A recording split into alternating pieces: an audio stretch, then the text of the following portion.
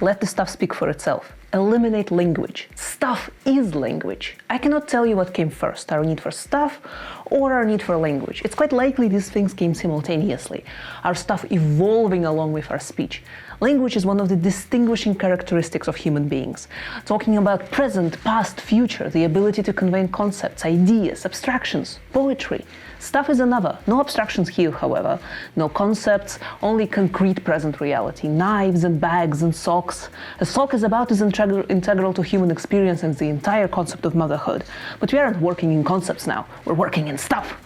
Stuff is a language of its own, and overlaying one on top of the other muddies the water. The more you speak concepts, the more you drift from the concrete reality of where stuff lives. Hidden objects game, my mom really likes them, are full of stuff, and you do nothing but interact with stuff the entire playthrough. But they aren't really about stuff. Very often they're about murder and 15 butterflies that you need to find that are truly inconsequential. That's not how you make a game about stuff. A game about stuff has to be as tactile as you can make it. The sound an object makes, the shape, the color, the association. Where does the stuff go? What do I do with it? Stuff is defined by other stuff. A cup's identity fully depends on what you put in it. A box of items is a paragraph of concrete ideas linked together. People are defined by stuff, even more than words often. An item is also a label, a signal, disability, artistry, religion. We judge by stuff way before we judge by language. Clothes, shoes, jewelry. Nowadays, strip a person naked and there still might be full of stuff. Titanium and steel, tattooing, hyaluronic acid, dye, pills. A human needs stuff to be human. Strip a person naked and they're a bold monkey. Leave them like that in the forest and the first thing they'll do is go and try and make themselves some stuff. We're defined more by the stuff that we want than the things we say. Stuff is a language of its own, and it really is the only thing you need. It's universal to a degree, and stuff can lie or tell the truth. We all can read it and express ourselves with it. In fact, we can't not do it. Give the stuff a timeline. We valued stuff since we first got to have it.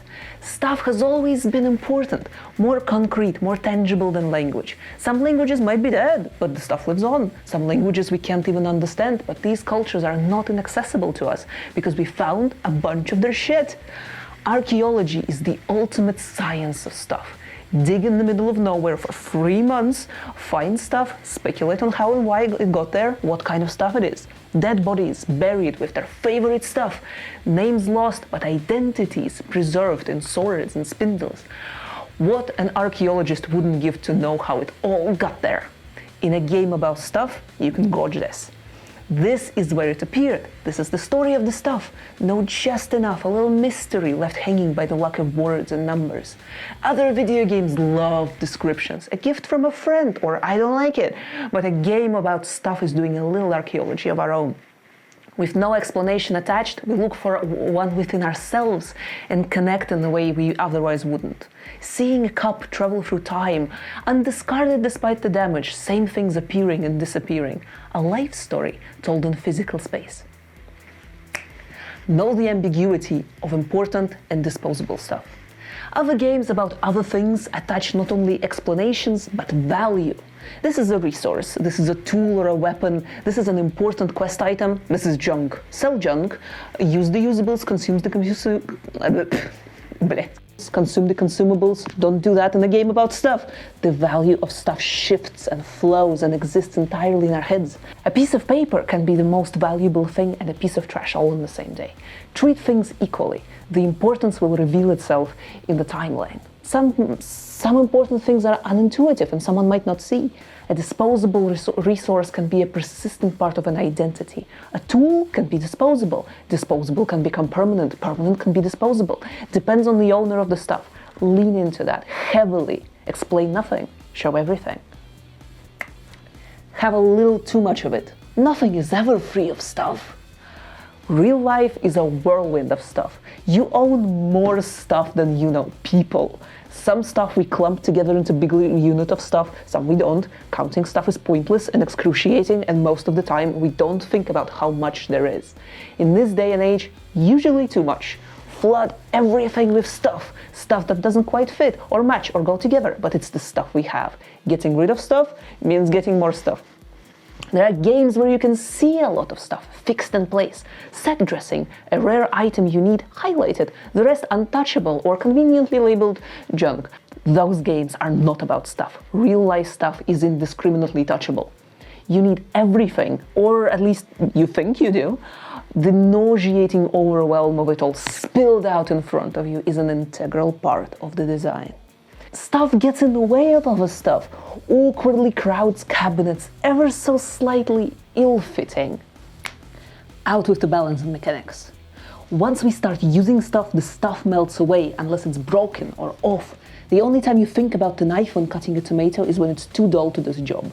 A game about stuff is a museum, still life, safely paused behind protective glass. Stuff is only stuff when it's observed.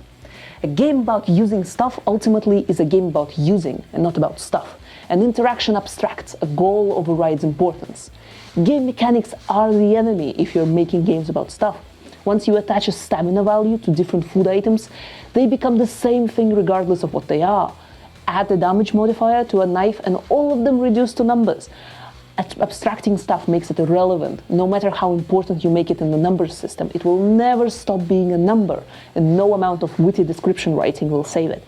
Numbered items will taint the non-numbered ones with their abstraction despite your best efforts. Be very, very personal. You can't make an overwhelming amount of stuff with a believable context and relationship and importance and history without digging through somebody's underwear drawer, most likely your own, unless you're a little creepy.